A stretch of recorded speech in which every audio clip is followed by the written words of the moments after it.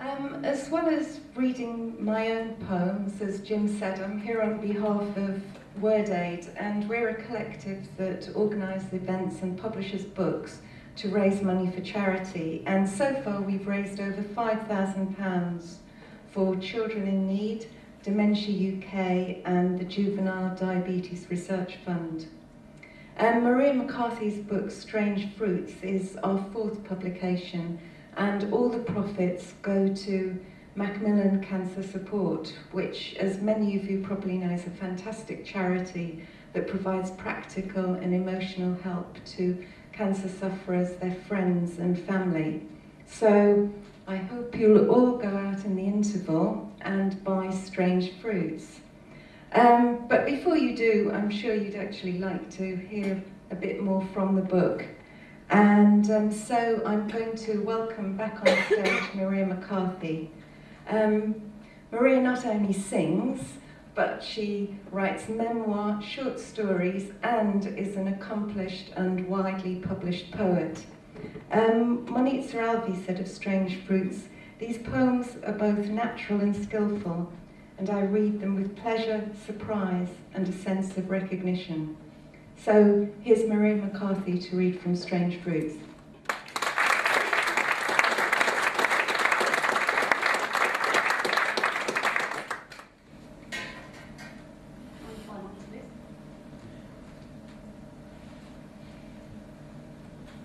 Oh, it's welcome having you sit down after all that dancing. After the fire at Macmillan. Men in uniform lift and lower the tape for other men in uniform as the crane rises and circles. Neighbouring stores closed, choked by the acrid plumes. Bank holiday shoppers deprived of DIY and carpets. And those of us, housebound by the flames, walk by late afternoon to view the carcass of this giant industrial bird, its curved bones bared like a half-carved turkey, and inhale charred remains that float, then settle on the concrete of the retail park. Ochre insulation like discarded nesting. Close to Christmas, graffitied hoardings disguise the deconstruction, apologise for the inconvenience, while skip lorries rattle the ashes of the pyre through the town. Viewed through the square-link fence, an open space, a pile of rubble. And still, stray slices of the old bird's nest skim the car park, perch on the branches of the winter trees.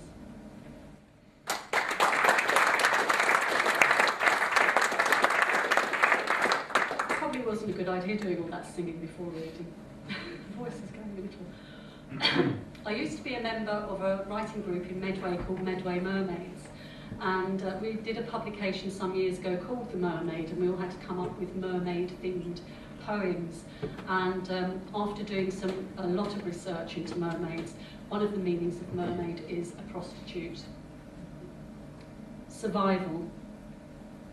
Her scales tear layer from layer, and she slithers into clothing to conceal the sheen of skin, shimmering purples, pearl and green.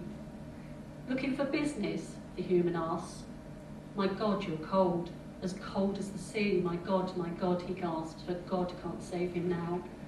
He has dropped his coins in the mermaid's purse, the king's shilling in reverse. Those that were his feet, now fins. His legs conjoin. She leaves him at the harbour wall, a convert to the mermaid's cause, survival.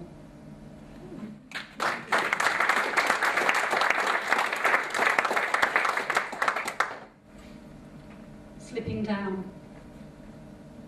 Boxing Day, and when asked what you ate for Christmas dinner, you say, I should remember.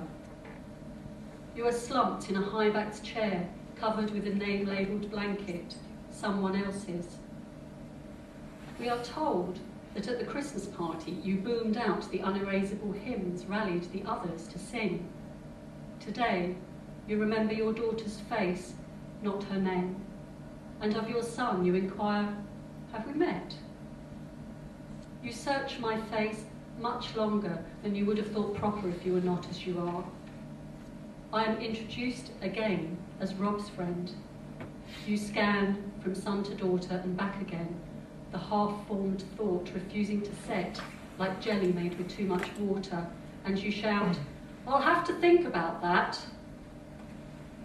You've slipped further in your seat, as your grandson does when watching TV. Now it's Roger Moore as James Bond, and the woman in the red sweater wanders in front of the screen and demands, "Does anyone know what's supposed to happen?" Your hands are bony thin, your thumbnail thickened like a split hoof, and as you slip further, your shirt breaks free from belted trousers. I've seen old photos, tie and jacket, dapper. A care worker says, "We do put a tie on him, but there's health and safety to consider." Joggers, that's what they need when they get like that. Your skinny bottom changed by day from 2 loose pyjamas to baby rompers. Time to sit up for the latest snack. Soup, 2 triangles of bread and ham. You are lifted by 3 tabarded women, 1 at each arm, a 3rd at your waist. You growl as you are raised. You want to be left to slip down.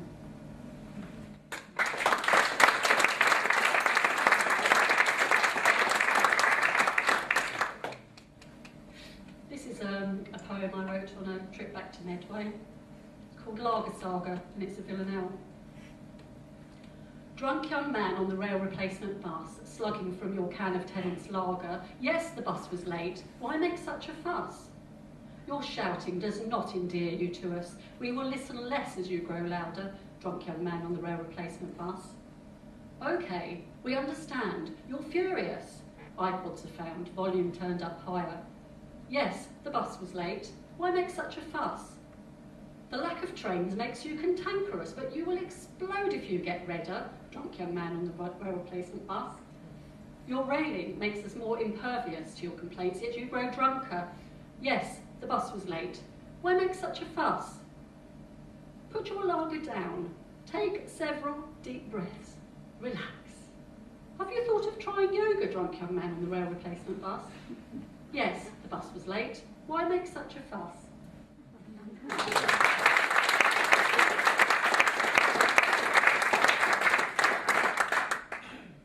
And this is my final poem, another local one. At the Shrine of St Jude, Faversham. A kneeling bar cushioned before a metal grille that shields a statue. Tea-light candles, 10 pence a prayer. A pinboard of photos of those for whom supplications are offered. The sick, the dying, and yellowed newspaper cuttings of missing persons. Rosaries in plastic pots like pill jars topped with figures of St Jude, the near-forgotten apostle, the patron saint of hopeless cases. A poster for the revisit of the relics of a saint, Teresa's thigh and foot bones in a jacaranda casket cased in perspex like Snow White's coffin, capable of healing.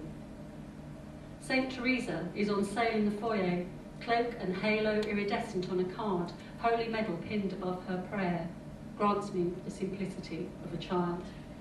Thank you.